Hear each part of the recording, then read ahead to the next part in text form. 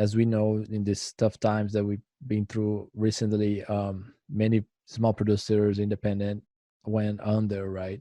From a business standpoint, any top ideas there as far as like, hey, here are a few things that you should consider in order to that not happen to someone else again in the future?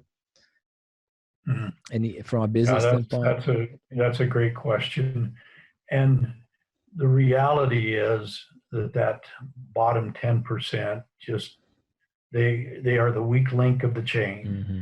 And they either got to get out of business or somebody else has got to own the business.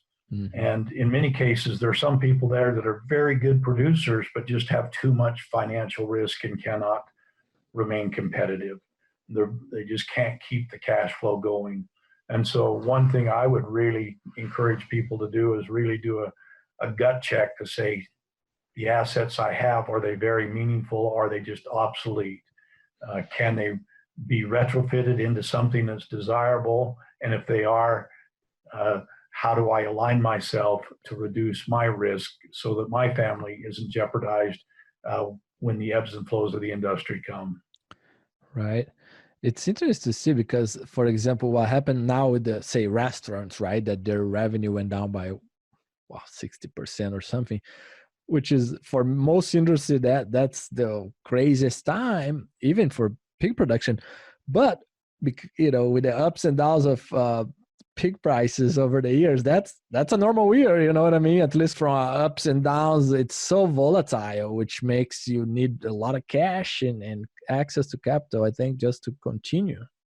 Yeah, and I think if we continue to look to the poultry industry as a template for future success is really important. And, the poultry industry continues to consolidate as well.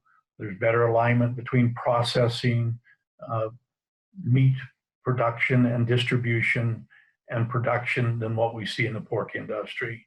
And so there's a dire need to strengthen the relationship within our pork chain. And frankly, even working in an integrated system, the relationships there are sometimes very difficult to say, how do we divide the value that we create? Mm-hmm. It's a fairly siloed business. You get judged on what you do in processing. I get judged on what I do in production, and there's not much sharing of success. And so we have lots of sub-optimization going in the business model. Mm. And so as we start to eliminate that sub-optimization, that's when we start to compete more effectively with the poultry industry, because they're just 20 years ahead of us in doing that.